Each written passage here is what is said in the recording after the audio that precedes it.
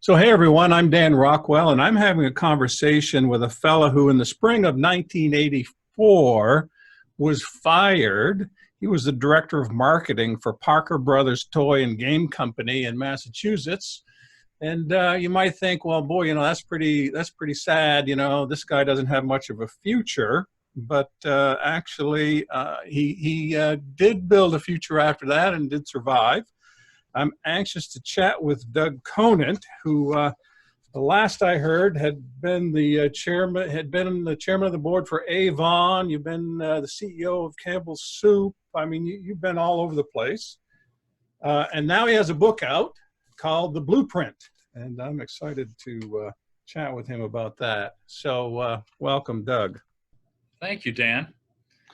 So I just have to know about your advice for others when they experience painful setbacks.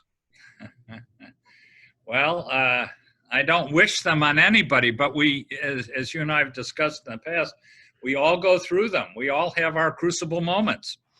And so it's what you do with them that determines your legacy of contribution in the fullness of time.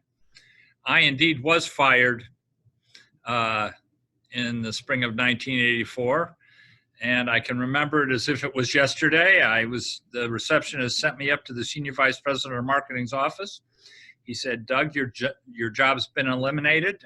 Be out of here by noon." And 9 years of my career was over in a snap. And I was devastated. I was bitter. I went home to my wife, my two small children, and my one very large mortgage, feeling every bit the victim. And we had just had our second son, and it was like, you got to be kidding me. And I was thinking, what did I do wrong? And as I reflected on it, I hadn't really done anything wrong, but I hadn't done enough right. Mm. And I was challenged to sort of rethink how I was walking in the world of work, how I was showing up. I was fortunate to have an outplacement counselor who they sent me to that very same day, who challenged me to focus forward, to learn from the experience, and to immerse myself in a process where I could get better anchored in the leader I wanted to be and be focused on becoming that leader as I went forward, as opposed to looking in the rearview mirror and trying to explain away what had happened before. He challenged me to learn from that experience, but to be focused forward.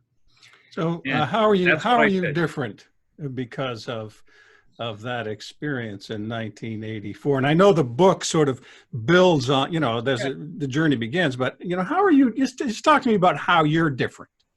Well, I'm more thoughtful and reflective. I think the first 10 years of my career, and I think this is true of most people that I'm exposed to, teaching and coaching and mentoring, just like you every day, we're sort of living life by the seat of our pants.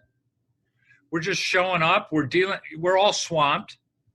We're dealing with life the best we can, and that's it. And my outplacement counselor said, basically, Doug, that's not good enough. If you want to contribute in a meaningful way, you've got to become more intentional. You can't just do this by the seat of your pants and expect extraordinary results.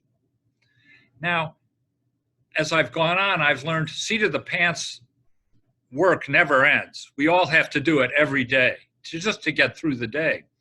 But I've learned that I can selectively become more intentional, more reflective, more studious in a way that works for me in the middle of a cockamamie life, which is just filled wall to wall, even at the age of 68 now, wall to wall with things to do, places to go, people to see. But I found that the single biggest learning I had from that experience was that I needed to become more reflective and more intentional. Yeah.